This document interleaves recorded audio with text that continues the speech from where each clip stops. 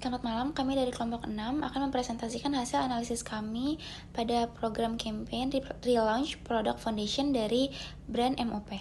Industri kecantikan lokal di Indonesia menunjukkan pertumbuhan yang cukup signifikan pada beberapa tahun terakhir. Media sosial berperan sebagai saluran utama pemasaran karena memungkinkan untuk interaksi langsung dengan konsumen.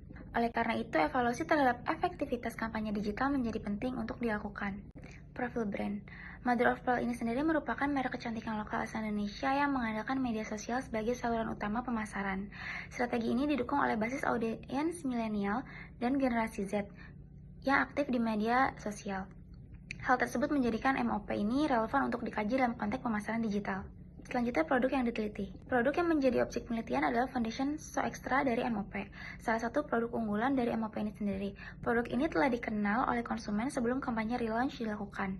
Oleh karena itu, kampanye ini dijalankan berfokus pada pengenalan ulang produk, bukan untuk peluncuran produk baru. Selanjutnya adalah latar belakang relaunch produk. Relaunch produk ini dilakukan sebagai respon terhadap evaluasi internal dan masukan dari konsumen. MOP melakukan penyempurnaan pada formula dan pada kemasan agar lebih sesuai dengan kebutuhan pengguna. Gambaran kampanye. Kampanye dianalisis merupakan kampanye relaunch dari So Extra yang dilaksanakan selama 1 bulan. Kampanye ini dimulai dari tanggal 5 Mei 2025 dan difokuskan pada media sosial.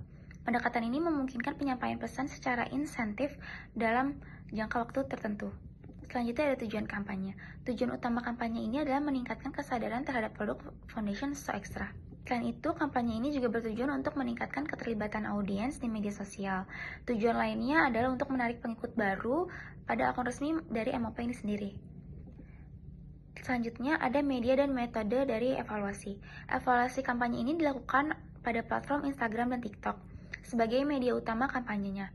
Metode yang dilakukan meliputi analisis kuantitatif dan kualitatif.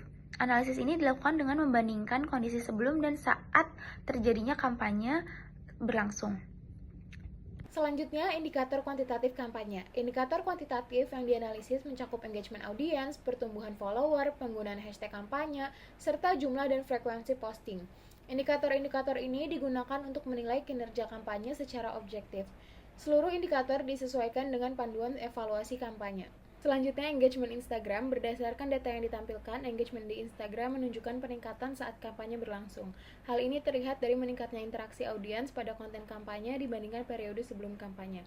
Kondisi tersebut menunjukkan bahwa pesan kampanye berhasil menarik perhatian audiens. Lalu selanjutnya, engagement TikTok. Pada platform TikTok, peningkatan engagement terlihat dari bertambahnya jumlah view dan interaksi video. Format video pendek yang digunakan dinilai sesuai dengan karakteristik platform. Hal ini berkontribusi pada efektivitas penyampaian pesan kampanye. Pertumbuhan follower. Selama periode kampanye, jumlah follower baru mengalami peningkatan pada Instagram dan TikTok. Peningkatan ini menunjukkan bahwa kampanye tidak hanya meningkatkan interaksi, tetapi juga mampu menarik audiens baru. Dengan demikian, kampanye berdampak pada pertumbuhan akun media sosial. Selanjutnya, hashtag dan aktivitas posting. Penggunaan hashtag kampanye dilakukan secara konsisten selama periode kampanye. Selain itu, intensitas posting juga meningkat dibandingkan periode tanpa kampanye. Kedua hal ini berkontribusi pada peningkatan visibilitas konten kampanye di media sosial. Slide selanjutnya ada analisis kualitatif kampanye. Secara kualitatif, pesan kampanye menekankan pembaruan produk dan pengalaman penggunaan. Gaya komunikasi yang digunakan bersifat informatif dan relevan dengan target pasar.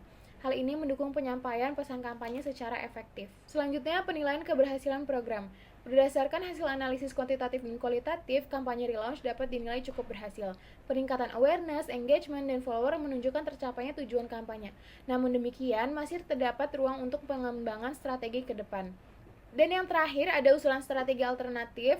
Sebagai tindak lanjut diusulkan strategi alternatif berupa variasi konten yang lebih kontekstual dan konsisten. Selain itu, optimalisasi penggunaan hashtag dan kolaborasi konten creator dapat dipertimbangkan. Strategi ini diharapkan dapat meningkatkan efektivitas kampanye selanjutnya. Sekian dari kelompok kami, terima kasih. Wassalamualaikum warahmatullahi wabarakatuh.